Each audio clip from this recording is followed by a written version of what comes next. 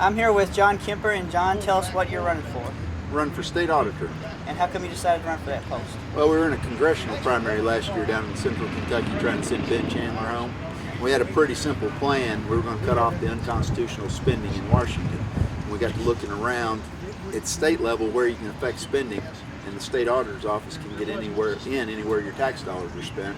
And I thought it would be a good place to try to cut the government down to size. It's a good place to start. And what do you think are the biggest issues that the state auditor will face, the next state auditor? Well, we've got $10 billion worth bonded indebtedness, another $34 billion in underfunded state pensions that combined are going to bankrupt the state.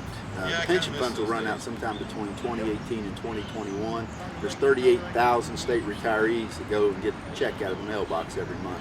When that money runs out, we the people of Kentucky are going to have to write a $5.6 billion check to those 38,000 retirees. Annual budget of $8.5 billion, I'm not sure where that money's coming from. So we've got a few years to try to fund those pensions and get them self-sustaining again. And that's one of the key things. The other thing that we've been talking about is the auditor being independent. Kentucky law calls for the auditor to be independent of any administration or branch of government. My opponent's been the chief of staff for Governor Beshear, and we've been talking about the fact that we need independent auditor willing to look into both parties, regardless of political persuasion, and work for the people of Kentucky to find those cost savings. All right. And when you look out at the political horizon, the next election, next year's election, how encouraged are you about what you're seeing from turnouts like what we have today? Well, we know that more folks are waking up, but unfortunately their wallets are getting thinner across the state. Small businesses are hurting. More people losing their jobs. 13% of our houses nationwide are sitting vacant. Freddie and Fannie, which have been a drain on the housing industry, continue to be in poor financial shape. And I think there's going to be some serious issues with debt. Obviously, we're dealing with on the national level. The difference between the state debt and the national debt is states can't print money. So what we've got to do is find ways to cut the government down to size and operate it, meet those obligations to those retirees without bankrupting the rest of us. Now, what got you interested in politics, and how long have you been in politics? Well, officially in politics, we got in last year, January 26th, and filed to run for that congressional seat.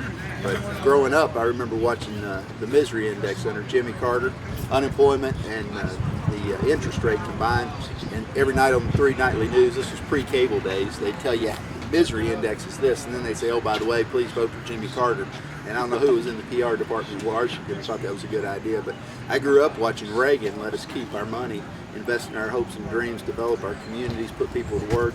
The tax base grew because the number of people making money grew, not because they took more from us individually. So I believe that there's an ever expanding economic pie that we need to draw upon. And I told Senator McConnell the other day that we need to focus on we agree on revenue increases with spending cuts. It's how we get those revenue increases. It's not by taking more from each of us individually, it's by growing the economic pie and taking a little bit off the top. Everybody's happy, the government can do what they need to, and we get to invest in our communities, our hopes and dreams, and go right along.